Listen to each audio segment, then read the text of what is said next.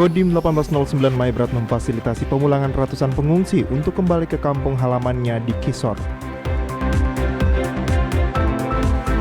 Pemain terbaik timnas Indonesia di ajang Piala AFF 2020, Ricky Kambuaya mendapatkan hadiah sepeda motor dari Ketua DPRD Kota Sorong.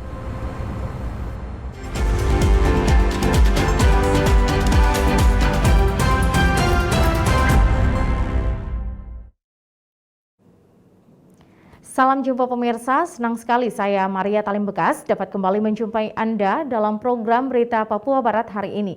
Sejumlah informasi di Papua Barat akan kami hadirkan untuk Anda. Inilah berita selengkapnya. Pemirsa, pasca tragedi Kisor pada 2 September lalu, situasi keamanan di Kabupaten Maibrat sudah aman dan kondusif.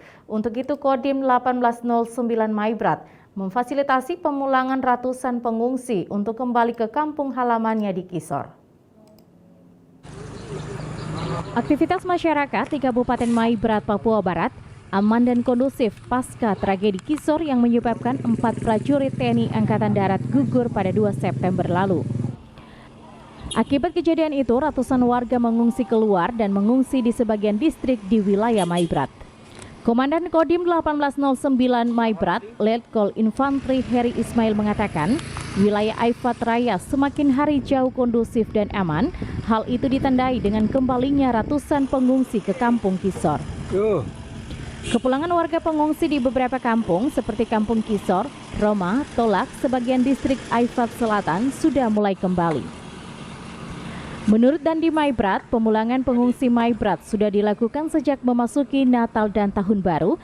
Hingga saat ini proses pemulangan terus bertahap dilakukan melalui pendataan warga yang akan difasilitasi kepulangan mereka oleh jajaran Kodim Maibrat setelah melakukan koordinasi dengan kepala distrik dan kampung.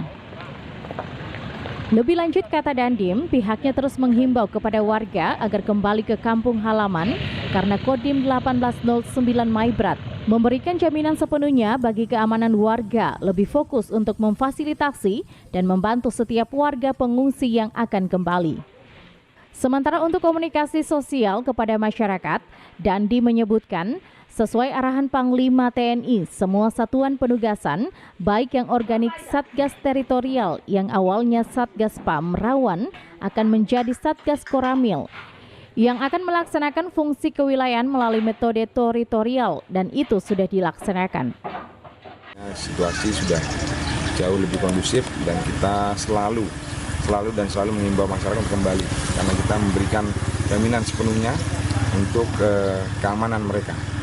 Kita fokus kepada keamanan warga untuk kembali ke pengungsian dan memfasilitasi setiap warga yang akan kembali. Pengungsi yang ada di Kisor, kurang lebih yang update terakhir itu ya kita punya data sekitar 130-an orang.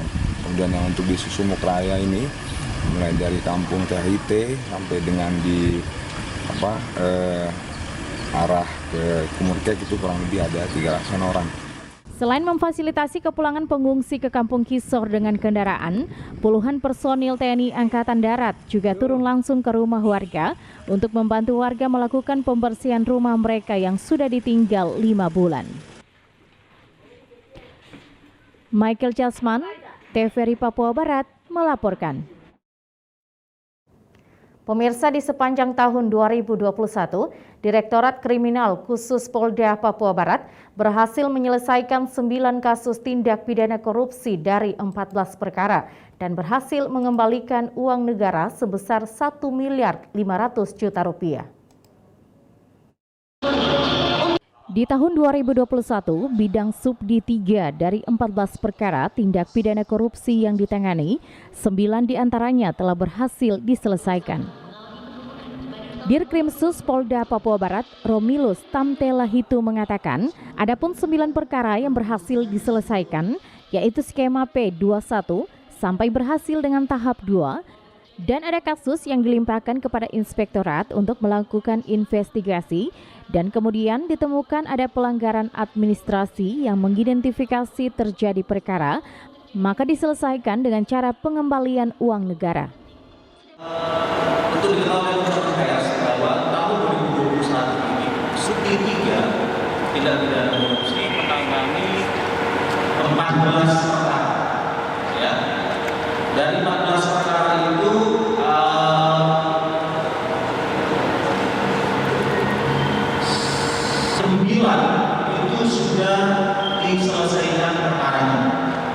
SMA, ya, P21 sampai dengan tahap 2, dan juga ada yang kita menyerahkan melimpahkan kepada KPU. Kemudian di tahun 2021, Dirkrimsus Polda Papua Barat berhasil menyelamatkan kerugian uang negara sebesar 1,5 miliar rupiah. Hal ini sejalan dengan program Bareskrim Polri bahwa di 2021, khususnya masalah tipikor lebih diutamakan pencegahan dan penyelamatan uang negara. Kita sudah sukses mengembalikan atau menyelamatkan menyelamatkan keuangan negara 1,5 miliar lebih. Ini angkanya lebih tinggi dibanding dengan tahun-tahun yang sebelumnya. Di tahun 2022, Polda Papua Barat melalui Diskrimsus terus gencar akan melakukan pencegahan dan penyelamatan uang negara terkait tindak pidana korupsi di wilayah Papua Barat. Natalindo Kerewai, TVRI Papua Barat melaporkan. Kita beralih ke informasi lain. Pemirsa, jajaran Polres Kaimana bekerja sama dengan pemerintah daerah dan Kodim 1804 kembali membuka layanan vaksinasi COVID-19 kepada masyarakat sejak hari Senin tanggal 10 Januari 2022 kemarin. Warga sangat antusias untuk mendapatkan pelayanan vaksinasi COVID-19 secara gratis yang dipusatkan di Gedung Pertemuan Kroy Kaimana ini. Hal ini dikatakan Kapolres Kaimana AKBP Iketut Widiarta ketika dikonfirmasi TVRI di Gedung Pertemuan Kroy di sela-sela pelaksanaan vaksinasi hari Selasa tanggal 10 Januari 2022. Kapolres mengatakan sebanyak 4.000 vial vaksin dosis Sinovac telah disiapkan untuk masyarakat. Terima kasih masyarakat warga Kaimana. Kami dari Polres dalam kesempatan hari ini yang baik ini kami melakukan kembali pelayanan vaksinasi kepada seluruh masyarakat Kaimana. Kami sudah membuka dari kemarin dan selanjutnya sampai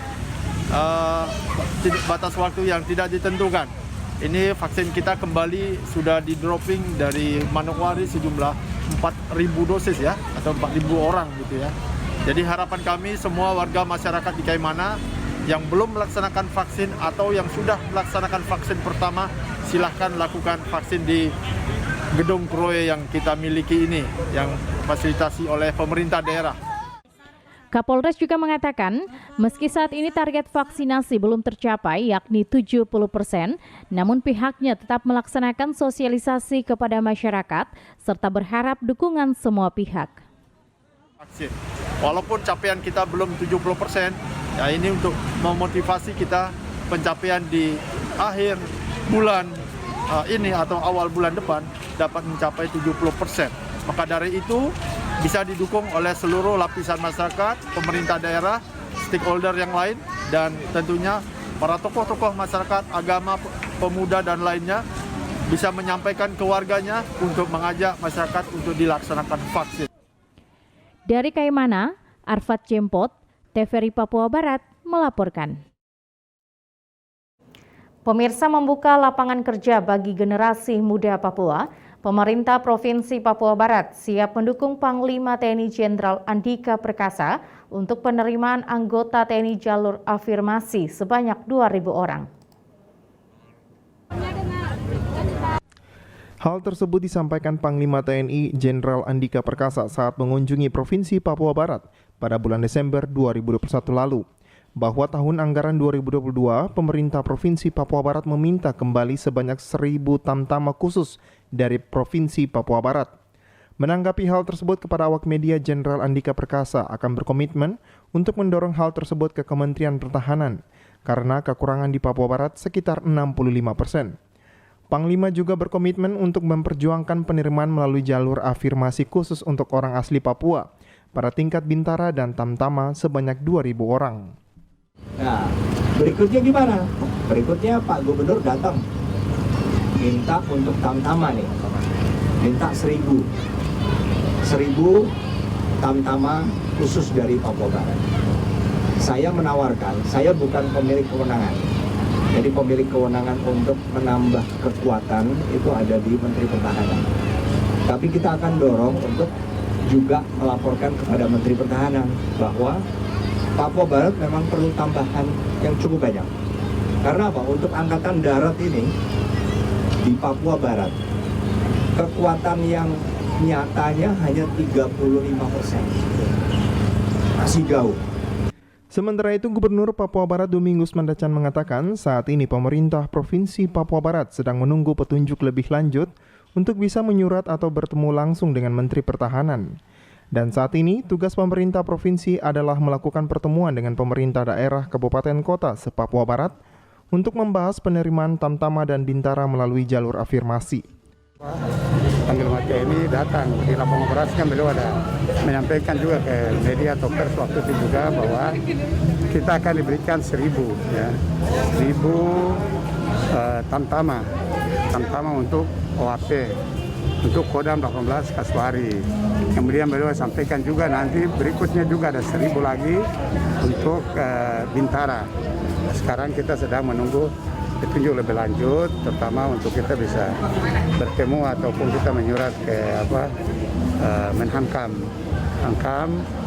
sehingga Menhankam bisa perintahkan ke Panglima TNI dan juga kepada Kepala Staf Angkatan Darat. Gubernur menambahkan dengan adanya penerimaan Bintara dan Tamtama, tahun anggaran 2022 jalur afirmasi di Kodam 18 Kasuari diharapkan dapat membuka peluang bagi generasi muda Papua untuk bekerja.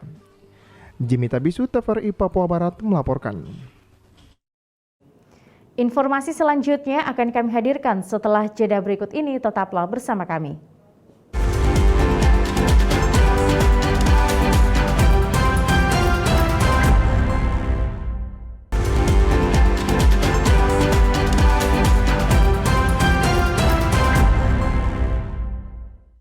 Terima kasih Anda masih bersama kami. Pemirsa, sebagai ucapan syukur, Rektor Unipa bersama Civitas Akademi Universitas Papua melaksanakan acara lepas sambut Tahun Baru 2022 sebagai ungkapan syukur mengingat Universitas Papua bisa berjalan hingga memasuki tahun 2022 dengan perkembangan kampus universitas yang semakin baik.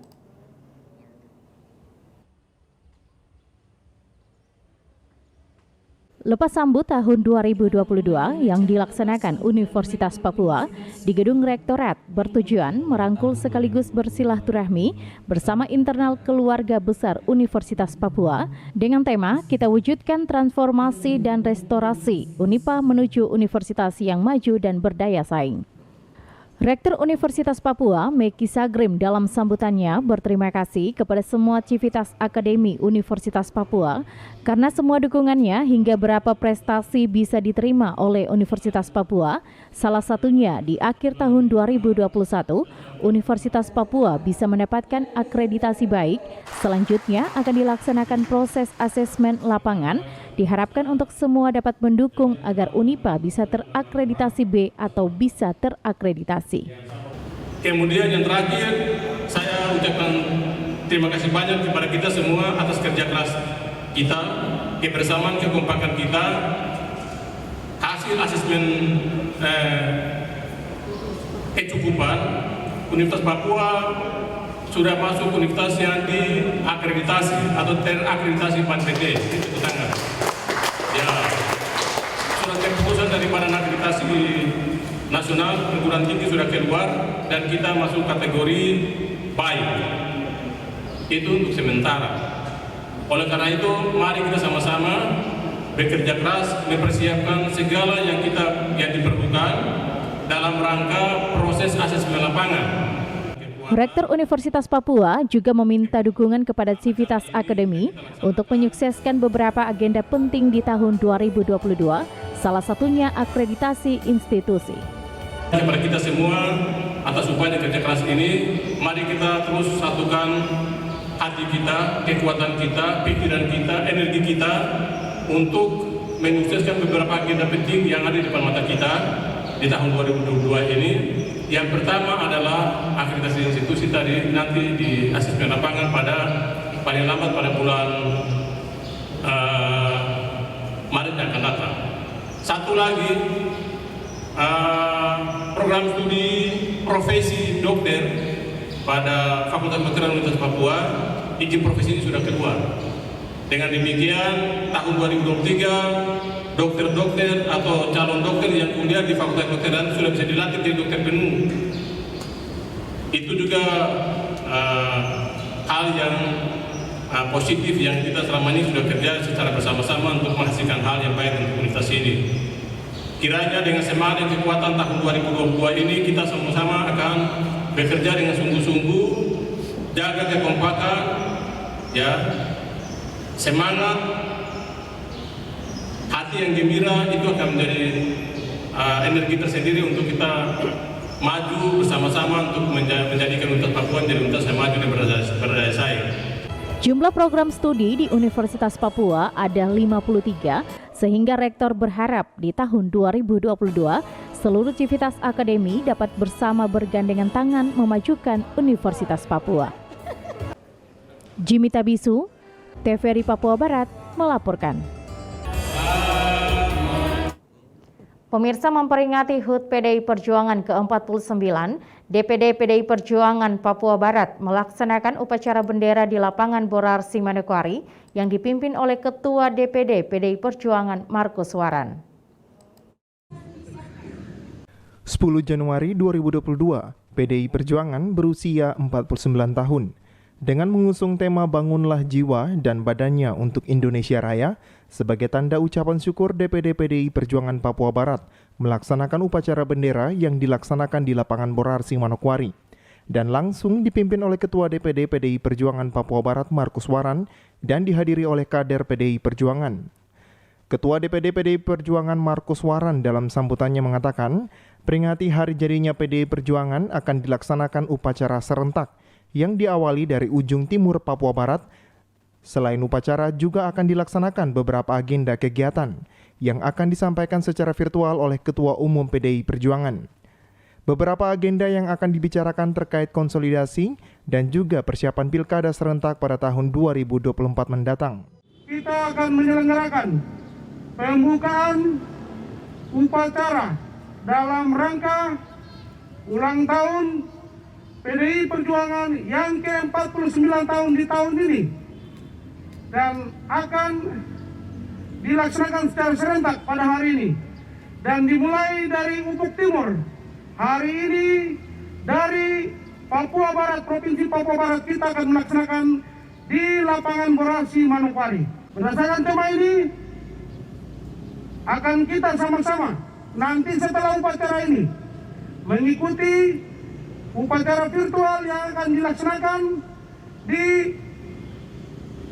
kantor DPP PDI Perjuangan dipimpin langsung Ibu Ketua Umum, dan kita sama-sama akan mendengarkan arahan yang disampaikan oleh Ibu Ketua Umum kepada semua kader, seluruh kader yang ada di Persada Nusantara, termasuk kita di Provinsi Papua Barat. Di momen hari jadi PDI Perjuangan ke-49 diharapkan kader PDI di seluruh Indonesia, terlebih khusus di Papua Barat, harus menyatukan langkah demi Indonesia yang lebih baik ke depan. Jimmy Tabisu, TVRI Papua Barat melaporkan. Pemirsa, perpustakaan sekolah memiliki peran penting untuk meningkatkan budaya literasi di lingkungan bagi para siswa, seperti yang dimiliki SMP Yapis Manokwari, di mana sudut ruangan sekolah disulap menjadi tampilan menarik dan dihiasi dengan kolam yang membuat siswa semakin bersemangat. Saat ini para siswa-siswi di SMP Yapis Manokwari telah memiliki fasilitas perpustakaan yang sangat menarik. Pada umumnya perpustakaan berada di dalam ruangan, namun kali ini perpustakaan milik SMP Yapis Manokwari dibuat di luar ruangan dengan mengambil suasana taman bunga serta kolam ikan yang membuat siswa yang hendak belajar di perpustakaan semakin betah. Kepala SMP Yapis Manokwari, Naharudin, mengatakan perpustakaan yang dimiliki merupakan perpustakaan yang telah terakreditasi A. Untuk beberapa program telah dilakukan terkait pengembangan perpustakaan SMP Yapis, salah satunya mengembangkan taman baca. Ia berharap dengan adanya perpustakaan dapat meningkatkan semangat membaca anak-anak dengan gaya yang berbeda seperti sebelumnya. Sebagai perpustakaan yang terakreditasi A, tentu kita harus menunjukkan memang bahwa memang layak mendapatkan peringkat akreditasi A. Untuk itu kami melakukan beberapa kegiatan atau program yang terkait dengan pengembangan perpustakaan SMP Hafiz Manokwari. Salah satunya adalah mengembangkan taman baca, ya, yang kami beri nama Taman Baca Iqra SMP Hafiz Manokwari. Jadi ini terletaknya di depan perpustakaan. Jadi kita harapkan dengan kehadiran taman baca ini, anak-anak kita kalau misalnya di ruang perpustakaan jenuh bisa keluar membaca, karena kita siapkan tempat untuk membaca secara lesehan. Itu 2 tempat, kiri dan kanan taman baca. Tidak hanya itu, sekolah juga menyiapkan taman air terjun, air mancur maupun aneka bunga yang ditanam di sekitar sekolah maupun ruangan kelas yang membuat SMP Hafiz saat ini semakin nyaman untuk memberikan pelajaran bagi tenaga pendidik maupun para siswa-siswi. Taman air terjun, ada taman air mancur, kemudian kolamnya diisi dengan ikan. Itu menambah keindahan taman baca tersebut. Kemudian bunga-bunga kita tanam, mulai dari yang kecil sampai yang agak-agak besar. Itu juga supaya menambah keasrian dan keindahan dari taman yang kita buat tersebut. Natalindo Kerewai, TVRI Papua Barat melaporkan. Pemirsa, pemain terbaik Timnas Indonesia di ajang Piala AFF 2020, Ricky Kambuaya, akhirnya pulang ke kampungnya di Sorong dan disambut dengan pemberian hadiah sebuah sepeda motor oleh Ketua DPRD Kota Sorong.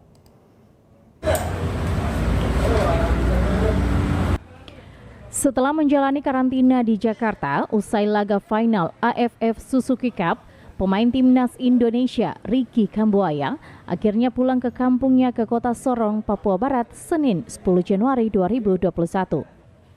Kesuksesan Ricky Kambuaya dalam karir bersama Timnas Indonesia dan membawa harum nama Papua mendapat apresiasi dari ex-klub Ricky, Persikos Kota Sorong dan DPRD Kota Sorong, Papua Barat. Tak tanggung-tanggung, Ricky langsung dihadiahi sebuah motor oleh ex-klub Ricky Persikos Kota Sorong dan Ketua DPRD Kota Sorong. Bahkan Ricky diminta memilih sendiri motor yang disukainya, ditemani ibunda tercinta Ricky Kambuaya bersama rekan-rekan masa kecilnya mendatangi sebuah dealer motor dan memilih motor yang disukainya. Ketua DPRD Kota Sorong, Petronella Kambuaya, yang juga bibi dari Ricky, menyerahkan langsung motor hadiah apresiasi kepada Ricky Kambuaya. Petronella Kambuaya, Ketua DPRD Kota Sorong, mengaku sangat bangga dengan prestasi yang diraih oleh keponakannya Ricky Kambuaya, di mana prestasi tersebut telah membawa kebanggaan tersendiri bagi orang asli Papua. Prestasi Ricky menurut Petronella didahului dengan bintang terbaik asli Papua, Ortizan dan Boas Salosa. Untuk itu kepada generasi muda Papua, khususnya pemuda asli Sorong, diharapkan dapat termotivasi dengan kesuksesan Ricky, Boas dan Ortizan, dan hendaknya mereka dapat menjauhi hal-hal negatif yang dapat merugikan prestasi anak muda Papua. Ya, ini adalah jawaban Tuhan buat kami orang Papua, orang Sorong, kemudian lebih khusus lagi Ayamaru sudah 2 ini, Boas Salosa dengan Ricky Kambuaya. Jadi saya sangat bangga. Saat itu saya sangat bangga dan terima kasih Tuhan. Ini jawaban Tuhan buat kami orang Papua. Ricky Kambuaya mengatakan dirinya berterima kasih atas apresiasi yang diberikan oleh Ketua DPRD Kota Sorong dan Persikos Kota Sorong. Kepulangan dirinya ke Kota Sorong, selain refreshing bersama keluarga, Ricky mengaku akan bertemu dengan para pemain ex-klub dirinya serta berikan motivasi bagi para SSB miliknya World Cheat City yang telah membawa dirinya hingga ke Timnas. Jadi saya bersyukur dan berterima kasih sekali. Ini menjadi motivasi untuk bagaimana ke depannya saya terus berkarir, berikan yang terbaik untuk ke depan. Ya tentunya selama di sini, selain kemarin bertanding di agenda Timnas, pertama mungkin saya refreshing sedikit untuk beberapa hari di sini. Setelah itu paling tentu ada saya punya SSB, yaitu SSB Worth It, generasi yang harus saya kasih motivasi atau kasih semangat, karena mereka semangat melihat saya sudah berhasil sampai dari perjalanan dari SSB yang tidak dikenal sampai langsung bisa ada di timnas, banggakan timnas, jadi menjadi motivasi semangat untuk mereka pribadi. Jadi selain refreshing, ada beberapa agenda yaitu semangat motivasi kepada mereka lagi. Sementara itu, ibu kandung Ricky Kambuaya, Yohana Kambu, mengaku bersyukur atas kesuksesan anaknya. Dia meminta Ricky tetap rendah hati dan terus berjuang bagi nama besar Indonesia di kancah internasional, serta yang utama adalah takut akan Tuhan. Sebenarnya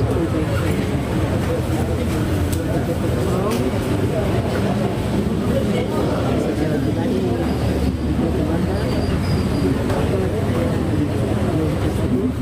kepada Tuhan. Semua yang terjadi ini hanya Tuhan. Ini adalah anak yang lahir di tengah ibadah. Ricky rencananya akan berada di kota Sorong selama 2 hari, di mana Ricky akan melakukan pertemuan dengan para anak-anak di SSB Worth It untuk memberikan sejumlah motivasi. Michael Jasman, TVRI Papua Barat, melaporkan. Pemirsa, informasi tadi sekaligus menutup jumpa kita dalam program Berita Papua Barat hari ini. Kami tetap mengajak Anda untuk mencegah penyebaran COVID-19 dengan cara memakai masker, mencuci tangan pakai sabun dengan air yang mengalir, menjaga jarak, menjauhi kerumunan, serta membatasi mobilitas dan bersedia divaksin sesuai kebijakan pemerintah. Indonesia pulih karena aku, Indonesia pulih karena kamu, Indonesia pulih karena kita. Mewakili kerabat kerja yang bertugas, saya Maria Talim Bekas mengucapkan terima kasih dan sampai jumpa.